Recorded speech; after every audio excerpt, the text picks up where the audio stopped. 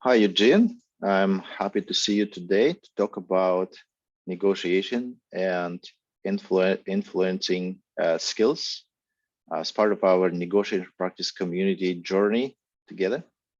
How are you today? Hello. Well, thank you for asking. Happy to be here with you. Getting better and better. Let's dive into this. Awesome.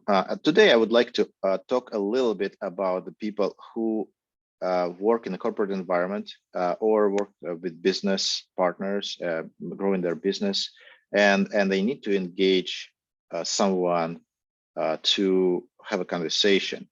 Oftentimes, professionals in a corporate environment, they are frustrated that they cannot do certain things because there is no decision or the decision is made not the right way, and they don't have any way into how decision is made.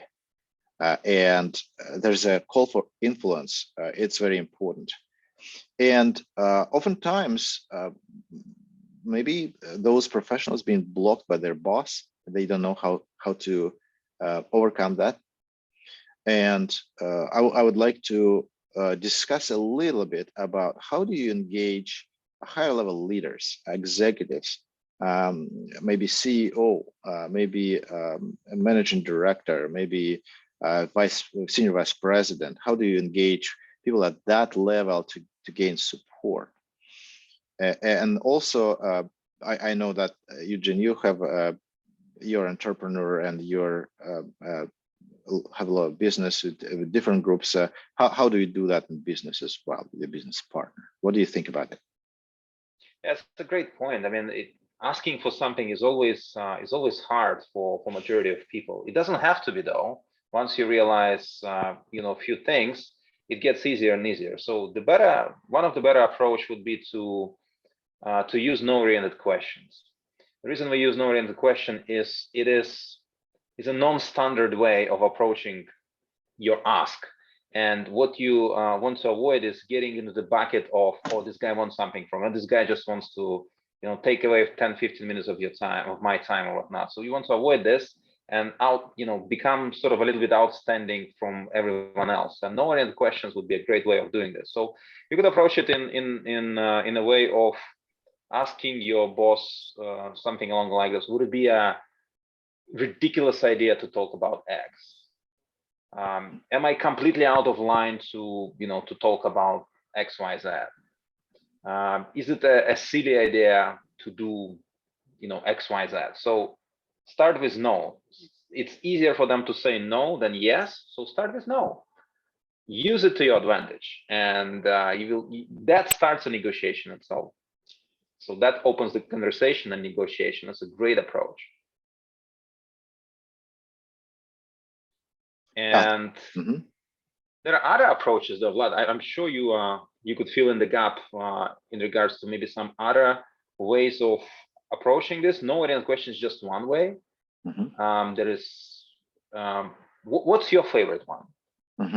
Yeah, thank you, Eugene. I like the approach with what Chris Voss is teaching in his book, Never Split the Difference. And we always respectful to Chris Voss. It's his practice and his teaching of how to use things like no-oriented questions, accusations audit, and we are just practicing it. We are finding a way how to apply it essentially. So in case you do need an audience from somebody higher up, let's say 3 or 4 level up, you usually send them an email. Usually send them an email and invite them and ask it for their time. Essentially, the first step is negotiation for their time. They're very busy, and they're also being very picky, and they're choosing the right people to talk to. And they would never talk to somebody who is disrespectful, demanding, and maybe obnoxious, or maybe asking things in the wrong way. It's very important to project respect, and an oriented question actually projects a lot of respect. And as Chris was saying, it's also easy for a person because it allows the other person to say, no, and saying no is so much more comfortable rather than saying yes, because it feels like no commitment versus a yes feels a lot of commitment. Therefore, asking something, would you be against to meet for 15 minutes? It's sounding so much more respectful and so much easier for somebody to hear that, especially in a written word. It just come across the right tone when you read it as well. So we know that when you read an email, you can imagine any kind of voice in your head. So to be less demanding and to soften it out, no real question is actually much better. What I would like to add to that, and again, this is from Chris Voss's teaching, is accusations audit is also very helpful, that because it projects empathy and understanding of the other side. So if you write an email, it will be great to just say, it may seem like it will be a waste of your time and I'm too demanding of your time. You can actually throw in some of the empathy as well, some labeling. You're probably very busy right now. You may be on some very important tasks. And then you can ask an oriented question. The other way to ask actually is to ask a calculated question, again from Chris Voss's school, to ask how important this topic is for you. The topic is for you. How important is a process improvement for you? How important to save so many dollars for you? Or you also can ask a business partner in a way, along the line. So if you would work with a business partner, how would you ask a business partner about the same to engage a business partner? Eugene? Yeah, so corporate world is a little bit different. I would imagine. I don't have much experience in the corporate world. I was always an entrepreneur. It's just slightly different environment, I would say, I would imagine. Again, so for the business partners, we normally set up the times when we're going to talk about X, Y, Z, and within this time we're going to agree if we are going to come up with some sort of things we're going to talk about or not talk about, how the communication is going to happen. That might be just my approach personally, so that I don't disturb and I don't step on anyone's toes. And if I do, well, that's going to be in the email. It may seem like I'm stepping on your toes. It might seem like I'm distracting you from the tasks at hand right now. It's the accusation audit taught by Black Swan Group. And then would it be a bad idea to talk about X, Y, Z or discuss X, Y, Z? How important is this issue to you right now? So these are all great ways of starting the conversation and then probing for urgency or probing for importance. Are we still on the same page here, or is it going to happen or not? So yeah, it's important to soften the language. The text is always double-edged sword. It's hard to see, it's hard to imagine what state of mind they're going to read your message. So you have to use a little bit of softer language, depending on who you're talking. Again, the environment. Can you use emoji, for example, to convey, like, is it appropriate in a sense? And you have to test it. Like, if you have a chance to test your email and then you have a chance to ask the small question, with your business partner or with your boss, just to have kind of a small feedback of how you're being received. That's your ammunition. So that it's information gathering process. The more you know, the better you can communicate with your counterpart, the easier the interaction gonna go, the better collaboration you're gonna get out of this. Absolutely, yeah. Absolutely, totally agree. And I would like to address your other question. Sorry, I didn't get to that right away, about what are the other schools and what the other tools may be used to engage someone. And I use those tools from Jim Camp. Start with No. It's a great book. I highly recommend, and I see that Chris Voss sometimes borrows some of the golden nuggets from that book as well. And again, it's about no. start with no. It's about no, and from that book, you can borrow at least three or four different tools. So, for example, one is the Colombo effect. The other one is the what is called cold calling. I will explain what it means, and encouraging no, and also interrogative questions.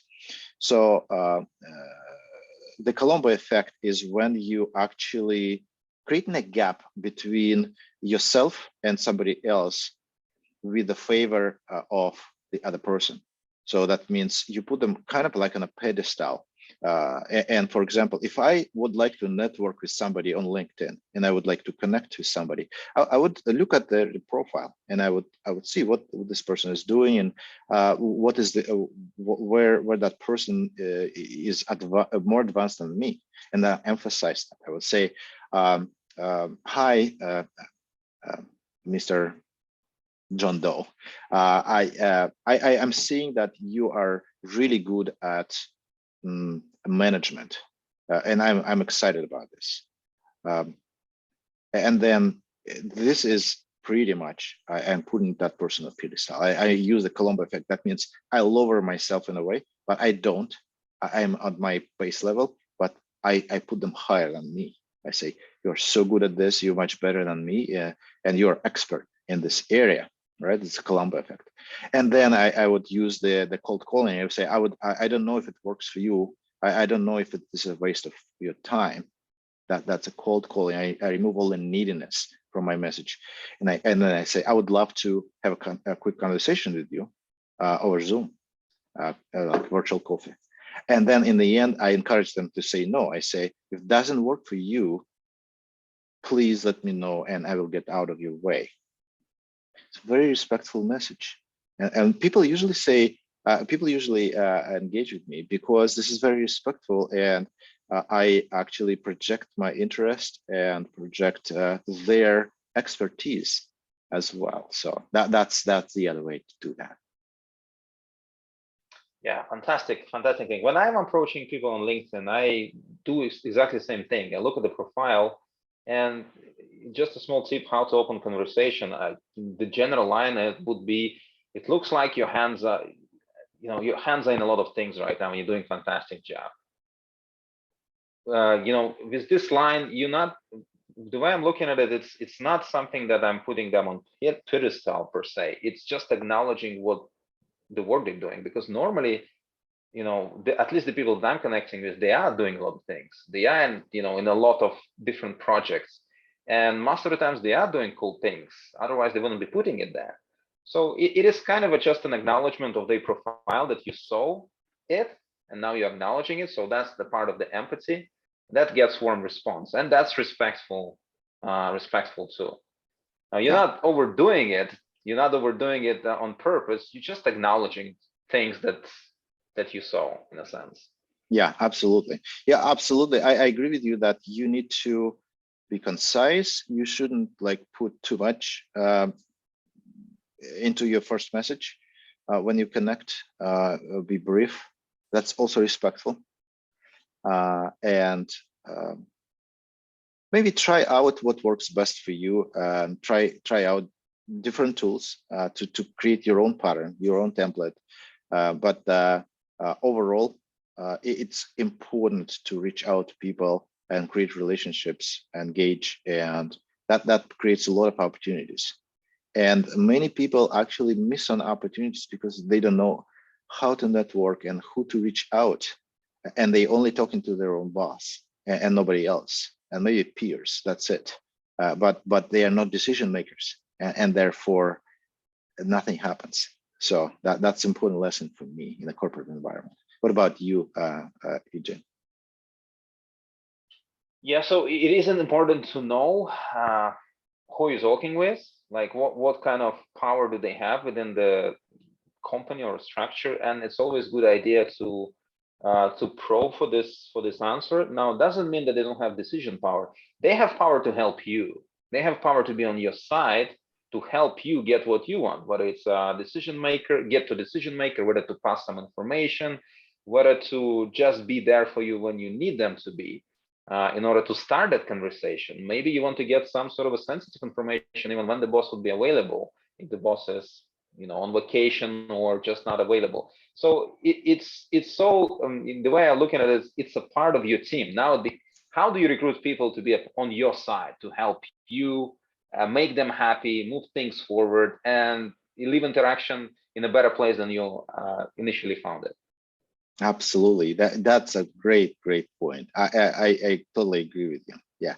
How to actually win people and get them on your team. It's a great analogy. Thank you, Eugene. Appreciate that. You're welcome. Wow. All right. Well, that's a great conversation. We'll keep it short today, so not to overwhelm people with our excitement about this topic. So we'll meet again next week and talk about some other interesting topics where we can use influencing negotiation to make things happen. Thank you so much, Eugene. Thank you, Vlad, and whoever's watching, stay curious. Yep, stay curious and get better, and come practice in negotiation practice community. Thank you so much. Bye now.